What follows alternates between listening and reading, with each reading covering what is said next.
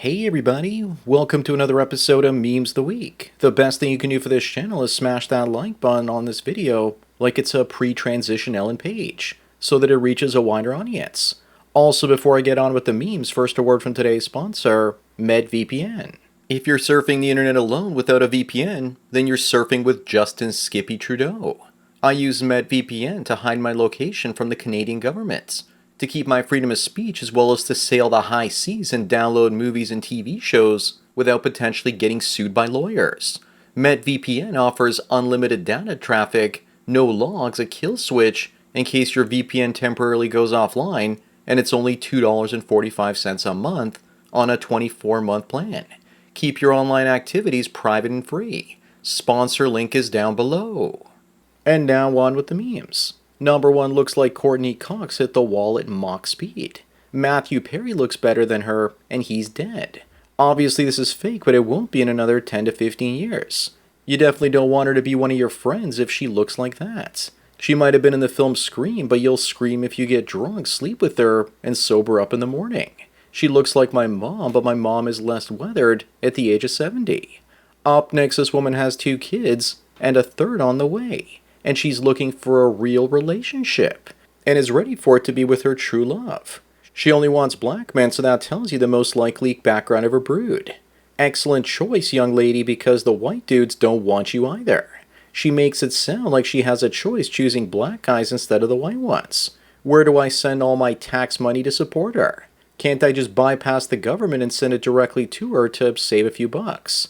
Number 3, here's the difference between when men say they like thick girls versus fat ones. It's always the fatties that are trying the hardest to lose weight and fail at it. Men mean wide hips with a skinny waist. As for me, I prefer neither of them. Plus, they're both Indians, so they'll probably try and sell me duct cleaning services and possibly a smartphone plan. As far as I'm concerned, one is fat and the other is fatter. Moving on, this racist rock has been removed from the University of Wisconsin-Madison campus. How is a rock racist now?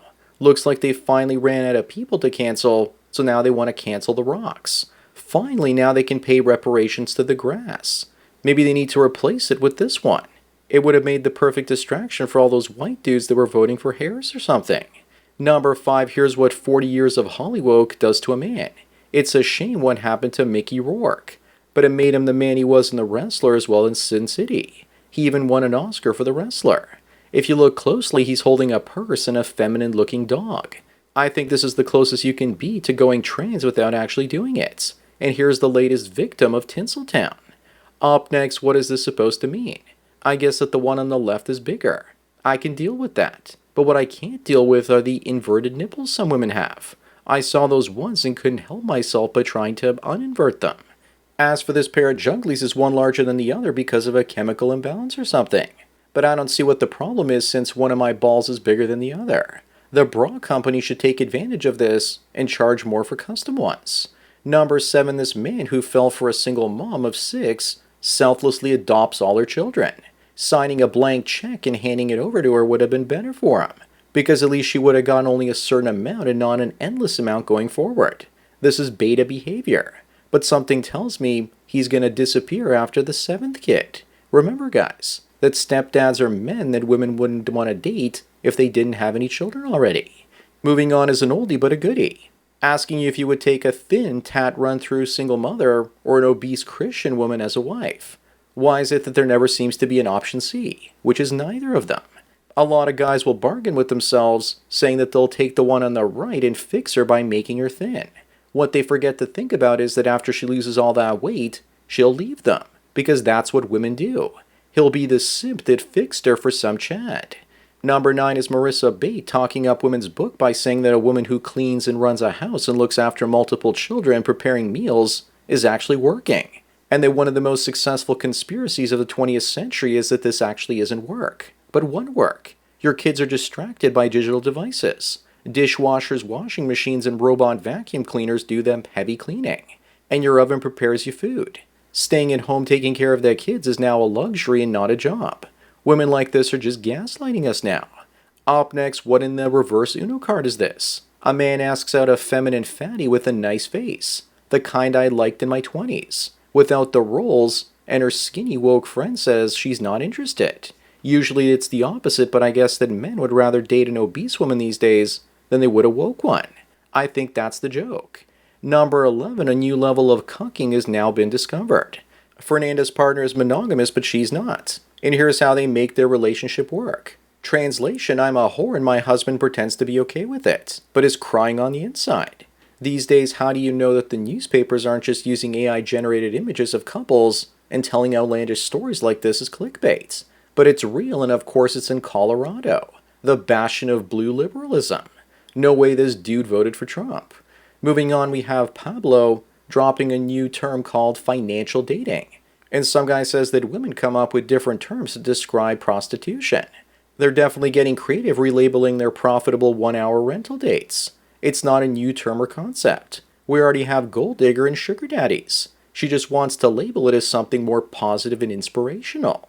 Number 13, would you be with this woman in the 1890s? This is her getting her photograph for the first time. Some people say that she has psychotic eyes, but that's because the photo probably took 30 seconds to expose. And she couldn't move, but her eyes did, so that's why they look like that. But a woman from the 1890s still wouldn't be good enough for me after I learned about female nature, and my past life version lived in that time period, and he never married either, and he went his own way. Up next is Professor Janice Fiamenko from Ottawa, Canada, saying that if a man is wealthier than a woman, he's an oppressor. But if he's poorer than her, then he's trash.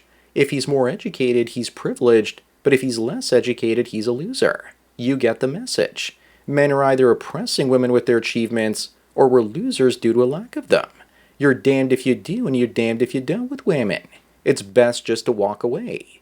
Number 15, while in the West, universities are rigging the admission system to make sure that less men get into medical school, in Japan they're doing the opposite, manipulating test scores for more than a decade now to make sure more men become doctors.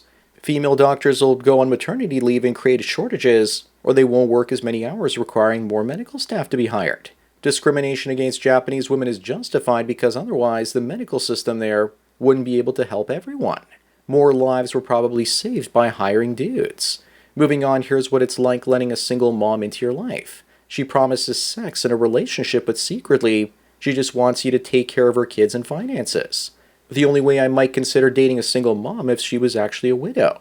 Also, if you replace the term single mom with single woman in their 30s with baby rabies, that's also a match. They need you to take care of their unborn babies and provide a cushy retirement too. Number 17, 99% of men just want someone to provide, protect, and sacrifice for, while 1% of men want a woman to rape, abuse, and murder. Yet feminists make it seem like all men are doing that to them. They're mistaken because they have a female hive mind and think that all men think the same way, because women all think the same way first. They don't seem to realize that the extra chromosome creates a wider range of thoughts and behaviors. Also, 99% of men are invisible to the women out there. Up next, AOC couldn't believe that Trump staged a photo shoot at McDonald's. Meanwhile, she staged this at the border and was probably just hoping that people forgot about it. She pretended to cry about people suffering. Trump just fried some french fries and served them to fans because someone told him that being a fry cook at McDonald's is difficult. What was she really doing, hoping to stop cow farts from destroying the world with their Green New Deal or something? It's too bad someone didn't actually ignite one of those cow farts and turn her into an honorary Sarah Connor. Number 19, this woman looks like she just had a religious experience. That's because she was with an Asian Chad. She said that the cosplay has to stay, so it did. More than likely, he didn't want her to know who he is, because he's not planning on seeing her again. She's also probably delusional enough to think that she's just as good looking as he is.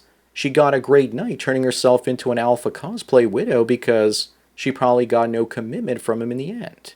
Moving on, this woman says that men hit the wall at 33 if they aren't married, only not biologically. She says that any unmarried man over the age of 33 is just too mentally weird for anyone to date. Well, that wasn't my experience when I was dating in my late 30s. But men don't actually hit the wall at 33. This is just an overdose of copium that this woman is taking. Number 21, here this woman is trying to manifest a sugar daddy that doesn't want any sugar. What she really wants is someone to fill the role of her father. He paid for everything and didn't expect any sugar from her.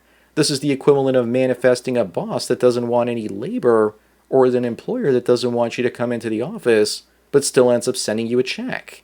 Here's another woman that doesn't want to bring anything to the table. Up next, get this. The facts show that women cheat more than men do. No shit, Sherlock. But apparently women aren't always the victims of cheating that we have made them out to be. And water is wet. This is all interesting, but it's nothing I didn't learn from Maury Povich back in the day.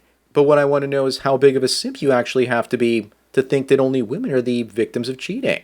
Also, to be fair, most of the time if a man is cheating, his wife is usually a CUNT. Number 3, Julian Lennon. John Lennon's son had to purchase the letters he wrote to his father at an auction because Yoko Ono refused to give them to him. What a prize of a woman. The letters had very intimate private details in them, and he had to pay 38 grand to get them back. Yoko said the reason she was selling them was to preserve the public record. Sounds to me like that's an excuse for being a money grubber. Yoko's passion is about as good as her singing.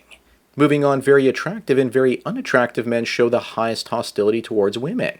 Of course, because the men at the top of the food chain have women constantly trying to sleep with them, and that makes them jaded, while the men at the bottom have no one that wants to sleep with them, which makes them think that women are intentionally depriving them of sex. Both groups can afford to treat women poorly and their lives won't change much. They have nothing to lose if they insult women. This pretty much sums it up. Number 25 and the last one, this is the stuff that nightmares are made of. Pamela Anderson and Drew Barrymore without makeup and extensions. Maybe the two of them could be the first cast members in a Golden Girls remake. Barrymore is 49 and she really has let herself go. And the wall is brutal to her. Barrymore looks more and more like Herbert from The Family Guy. Taking their makeup off is like having someone tell you the truth about a used car's history. So that's it for another Memes of the Week. Please give this video a like to push it up in the algorithm and so new viewers can find it. If you enjoyed this series and want me to keep making it, then donate it to PayPal and subscribe star links below. Anyways, enjoy the rest of your day, and cheers.